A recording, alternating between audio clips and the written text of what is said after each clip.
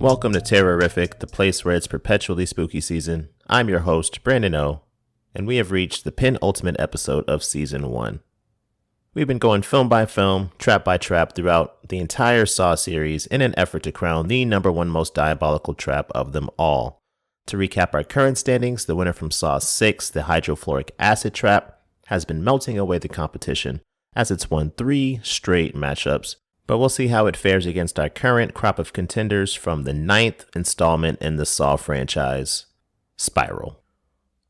Although it exists in the Saw universe, Spiral is truly a standalone film. It's the first one in the series to not feature Tobin Bell or the character of Jigsaw physically on screen outside of photographs. But the film is probably most notable for its lead actor, Chris Rock, playing a role we had not yet seen him play before. Not long after the release of the 8th film in the series, Jigsaw, Chris Rock found himself down in Brazil for a friend's wedding where he crossed paths with the vice chairman of Lionsgate, the studio that owns the rights to the Saw franchise.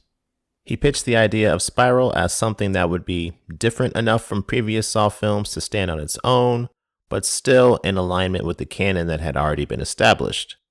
And of course, being Chris Rock, he also planned to include comedic elements in the film. And with that, the studio was sold and the green light was given.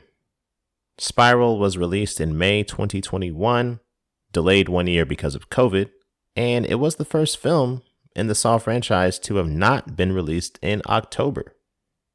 Darren Lynn Bousman returned to direct after previously helming Saws 2 through 4.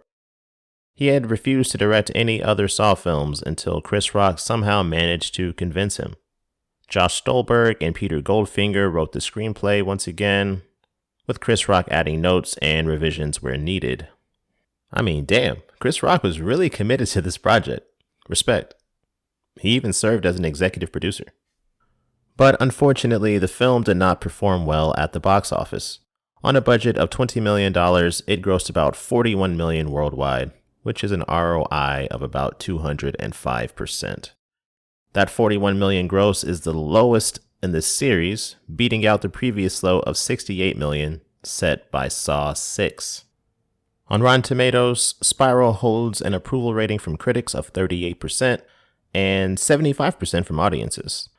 The critics' consensus reads, quote, Spiral from the Book of Saw suggests an interesting new direction for the Saw franchise, even if the gory sum is rather less than its parts. There's also an audience consensus that reads, quote, the story is somewhat predictable and the ending may disappoint, but this new beginning for the Saw franchise delivers enough of the good stuff to keep fans satisfied. And I think I'm team audience on this one, but per usual, now is the point where we get into the movie in more depth, so consider this your spoiler alert. When Spiral first came out, I admit I saw that Chris Rock was the lead actor, and that made me want to avoid it. Respectfully. I just didn't feel like Chris Rock was going to be the right fit for the material and the subject matter that Saw is. And I'm not saying that Chris Rock can't play a dramatic role, but yeah. Watching some of his faces in this film as he was like trying to be serious or like thinking or whatever, it looked more like constipation. I'm sorry. But that's what I expected. Therefore, I was not disappointed with what I got. And I mean, some of the jokes were actually pretty funny. Like the first scene that he's in, he's just talking about how Jenny from Forrest Gump only wanted Forrest once she got AIDS. It's like this man ran around the entire planet, you know, co-founded a $1 billion shrimp company and all that shit. But, you know, still wasn't enough until she got AIDS. And it was funny and very much on brand for Chris Rock. But again, this is a Saw film, so I don't know if that brand or it's like comedy in general really belongs here. But hey, it was different, you know, standalone film, trying something new. I'm not mad about it. And of course, I would be remiss if I did not mention the film's secondary star, Samuel L. Jackson. Part of me was honestly wondering if I was living in a simulation. Like, I'm watching a Saw film with Chris Rock and Samuel L. Jackson. Chris Rock is talking about AIDS and fictional characters and just a ton of other jokes while he's on the way to investigate these grisly crime scenes. I'm just like, this is like a fever dream right now, bro. So the general plot overview is that there's a Jigsaw copycat killer on the loose in the city. The police are obviously trying to catch him. Chris Rock plays one of those detectives on the hunt for this killer. And Samuel L. Jackson plays his father, the former police chief. Chris Rock's character has been ostracized by the rest of the department due to snitching on his dirty partner. His partner murdered a man in cold blood. This man was going to testify that he had witnessed another police officer commit a crime. And the big plot twist is that our Jigsaw copycat killer is the son of that witness. So he saw his father get murdered and has since had a vendetta against corrupt police officers and has been killing them in wild fashion. His mission was not only revenge, but to also clean up the corruption of the police department from the inside out. And so he posed as a detective, got himself assigned as Chris Rock's partner, and hijinks ensued. All right, so now that we're up to speed, let's get to trapping. By my count, Spiral has 5 traps, so kicking us off at number 5, we have the glass trap. After being incapacitated by the Spiral killer, Chris Rock's character awakens to find himself in a recycling factory. In the same room, his former partner that he snitched on and sent to prison for a decade is standing on a box with his hands chained together overhead. A conveyor belt starts up, and this belt starts dumping glass bottles into a grinder, where those shards of glass are then shot out at high speed at the dirty former partner. There's a little bit of a break every few seconds where the machine has to get some more glass. And during this time, Zeke, the character that Chris Rock plays, has a chance to unlock the restraints of his former partner if he chooses to do so. He debates it for a while, thinks about letting him die, but he does try to save him, but unfortunately happens too late. Dude's back gets absolutely shredded by glass and he bleeds out. I mean, this is a respectable trap. But compared to the other ones in the film, it doesn't quite measure up. So at number 4, we have the human puppet trap, our grand finale. Samuel L. Jackson's character is suspended in the air with tubes coming out of him, and those tubes are draining his blood, dumping them into jars below. He'll bleed out in 3 minutes. Our big bad villain hands Zeke a gun with 1 bullet in it and tells him that he can either choose to shoot him, therefore dooming his dad to death, or free his dad by shooting the target that's been fixed over the pulley system that's holding him up.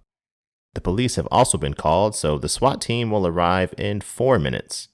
Now Zeke is not going to let his daddy die, so he chooses to shoot the target and brings Samuel L. Jackson down to the ground.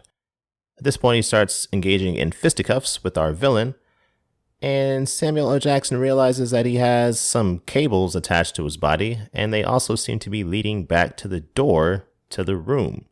So once the SWAT team breaks the door down, the cables activate, and they start moving Samuel L. Jackson's body around like he's a puppet, a marionette puppet. There was like an assault rifle concealed somehow in all this hoopla. And the cables make Samuel L. Jackson raise the gun in the air pointed at the SWAT team.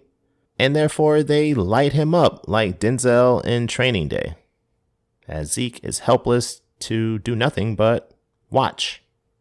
The Spiral Killer got revenge on the former police chief who had created this environment of police corruption. He had a habit of covering up misdeeds and abuses that these officers were inflicting upon the people in their communities that they were sworn to protect. And, I mean, Zeke had to watch his dad die. I mean, I would imagine that sucks pretty badly. From a diabolicality perspective, this is a decent trap. But unfortunately, it just falls victim to a similar set of circumstances as number 5. Just there's wilder shit in this movie. And additionally, I think this would have been more effective and therefore more diabolical if it hadn't been telegraphed so obviously. There was a scene earlier in the film where this spiral killer was allegedly thrown into one of the games and died in it. They skinned his body post-mortem, so all they had was like a tattoo as an identifying mark. But the number one rule of any movie, especially horror movies, is if you don't see them die on screen, they probably aren't really dead. So I think we all kind of knew that this dude was going to come back and that he was either the villain himself or somehow associated with the villain. Coming in at number 3, we have the subway trap. And my first thought when I saw this was, how the fuck do these writers keep coming up with ways to kill people in the most outlandish manner possible? It's insane. So this is the trap that opened the film. We have a detective standing on a thin platform in the middle of a subway tunnel, and his tongue has been extended out of his mouth, and it's clamped between like a vice grip that's also attached to the ceiling. His arms are restrained behind his back with barbed wire, which seemed hella unnecessary. But he must remove his tongue or be plastered by the train that is approaching. And the only way to accomplish this is with his body weight. So he must step off or jump off this platform, use his body weight and gravity to tear his tongue out of his mouth, or be smeared across this train like a bug on the highway. That is a tough situation for sure. But the crazy thing, though, is that this dude waited until the train was 10 feet in front of him before deciding to step off the little platform. So he lost his tongue a split second before the train collided with him. Why, bro? Why? That makes no sense. And I know you can say he wasn't thinking clearly or it took him a while to break the paralysis of his fear. Whatever, sure, that's fine.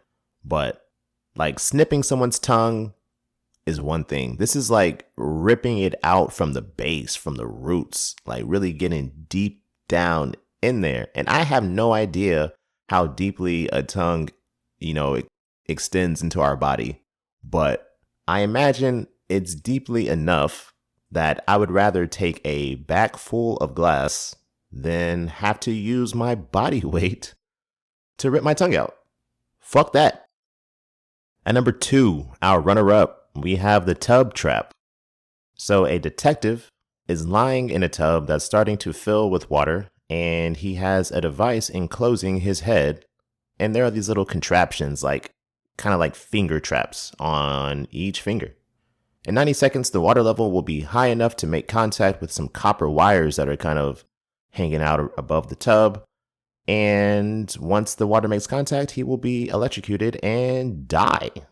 So he must bite down on the device that's in his mouth that will activate a motor, which will in turn rip off each one of his fingers, but he'll be able to climb out of the tub and survive.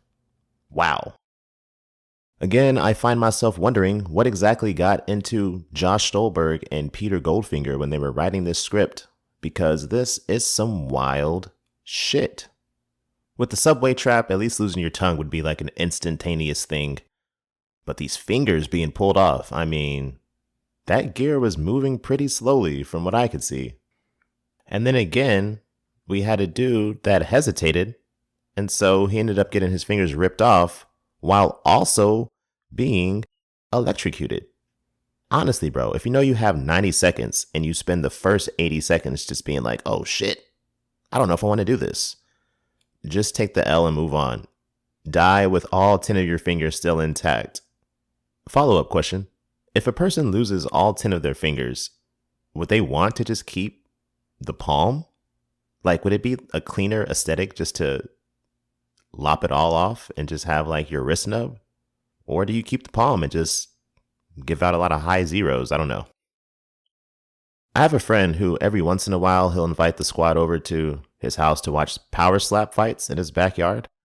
And if you haven't heard of power slap, it's literally people just taking turns slapping each other until someone gets knocked out. But it's like legit rules and shit. You get penalties for like hitting people's ears or like their necks or their temples, like slapping too high. And I feel like if you were a person who had no fingers and only just your palms, they would probably dominate in power slap. Like they would never get a penalty. Everything would just be flush on the cheek. No worries about fingers landing someplace that they shouldn't be landing. Would they even be allowed to compete? Would that be a competitive advantage? Performance enhancing palms.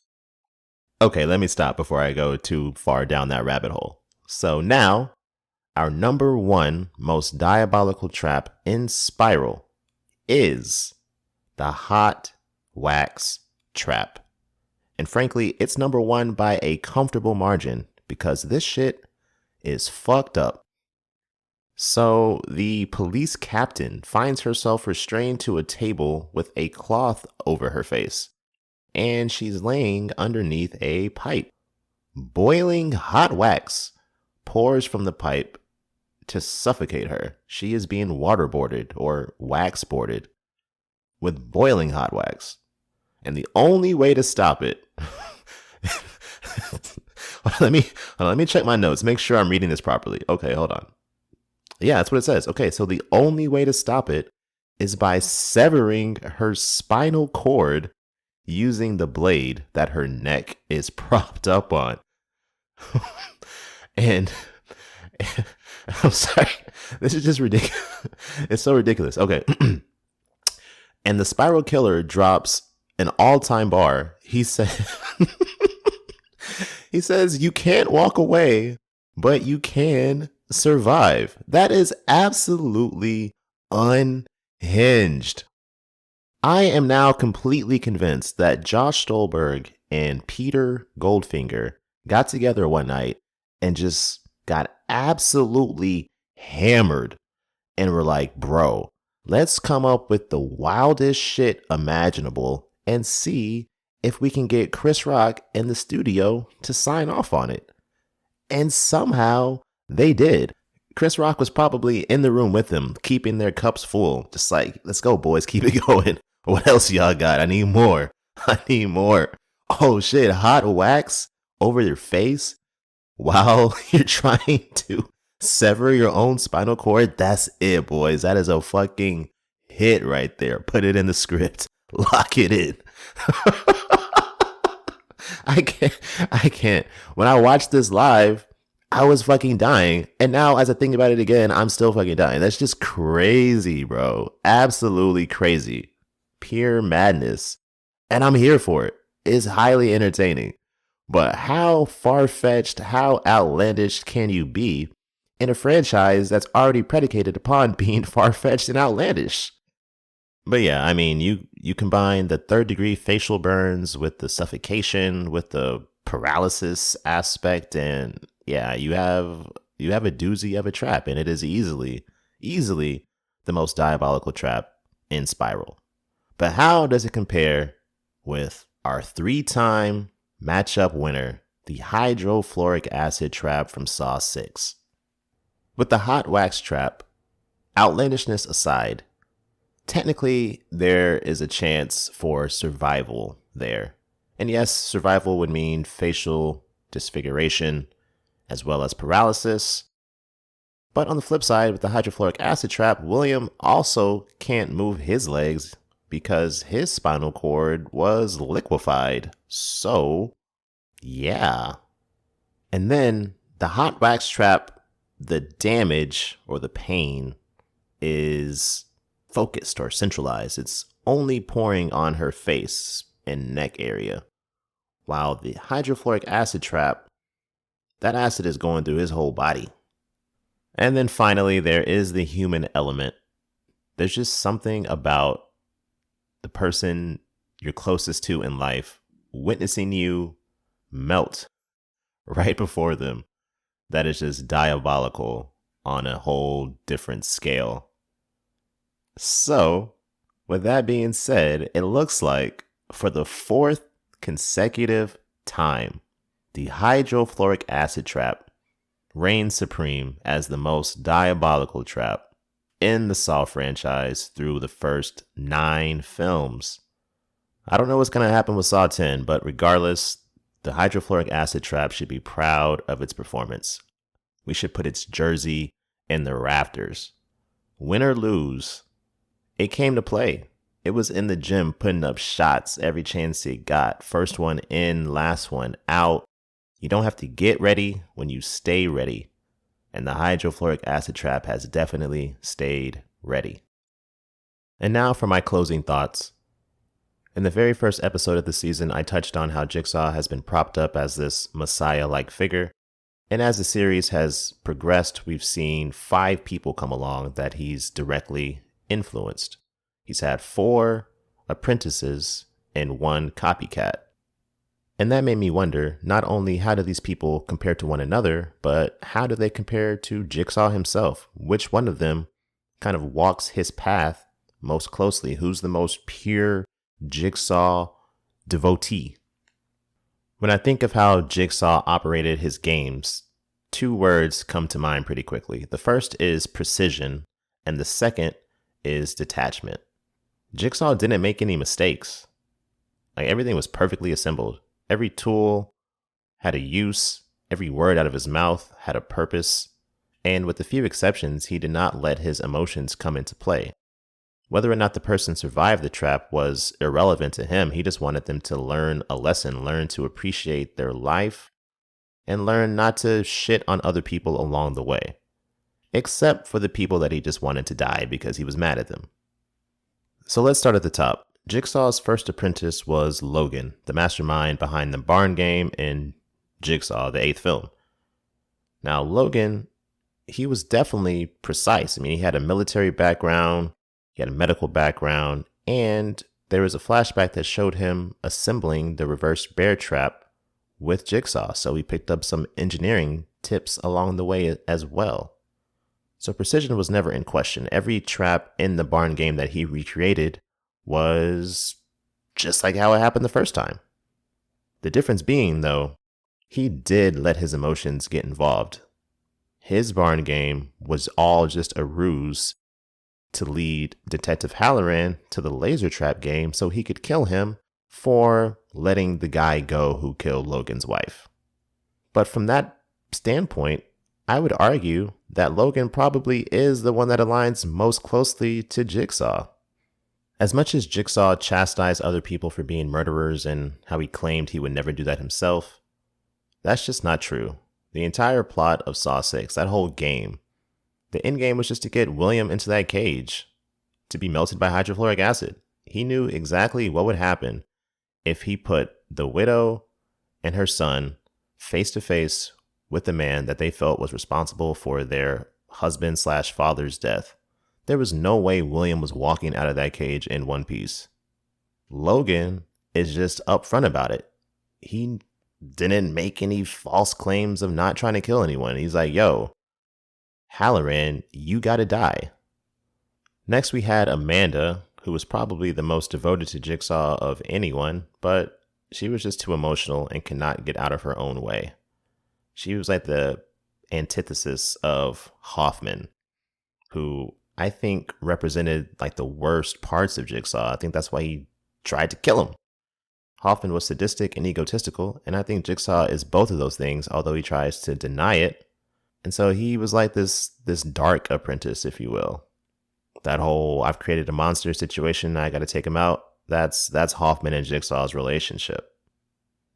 And finally, the last apprentice, we have Dr. Gordon, who I think if anyone had a chance of being like a true successor, like sticking to the actual word and teachings of Jigsaw, it would be Gordon, because he was like the perfect mix of devotion, emotional control, and precision. Now, the devotion may be a result of Stockholm syndrome, but it's there regardless. From the emotional control aspect, Gordon was an oncologist, so he had years of experience of, delivering bad news to people and being able to compartmentalize. And then from the precision standpoint, there were traps and games that Jigsaw literally would not have been able to do without Gordon. For example, the death mask from Saw 2. They had a flashback in Saw 7 or Saw 3D showing that Gordon was the one that performed the surgery to put the key in old dude's eye. And then finally, the spiral killer was like the next evolution in this whole process. If Jigsaw's approach was akin to like a mom and pop shop, then the spiral killer had aspirations of going chain. He wanted to extend this games to not just specific individuals, but an entire police department, an entire city. Like, he didn't have to know you in order to dispense his quote unquote justice. But out of all of these people, Jigsaw included, only one of them never had a personal vendetta, and that was Gordon. Jigsaw set up unwinnable games such as the barbed wire jungle for the guy who tried to commit suicide when Jigsaw was dying. He felt some kind of way about that. Amanda set up unwinnable games such as the angel trap, where Detective Carey had to reach her hand into acid before having her ribs ripped out of her body. Logan set up unwinnable games with the laser trap to get revenge on Halloran. And Hoffman set up a whole gang of unwinnable games. Not to mention the fact that he just went around stabbing a bunch of people as well. Gordon just stayed in his lane. Jigsaw asked him to do something, and he did it. Jigsaw said, hey, if I die and something happens to Jill, I just want you to get some payback for me. And he did it. And that wasn't a personal vendetta. He was just following orders. So, yeah, I think the Jigsaw mentorship program had a 25% success rate. And then the spiral killer came along years later and read some articles and said, hey, I can do that. And went with the self-taught approach and is trying to innovate and take things up a notch. But that's all for now. Next episode will be the season finale. We'll dive into the traps of Saw 10 and see if the hydrofluoric acid trap can end the competition on top. But in the meantime, remember, always keep it spooky.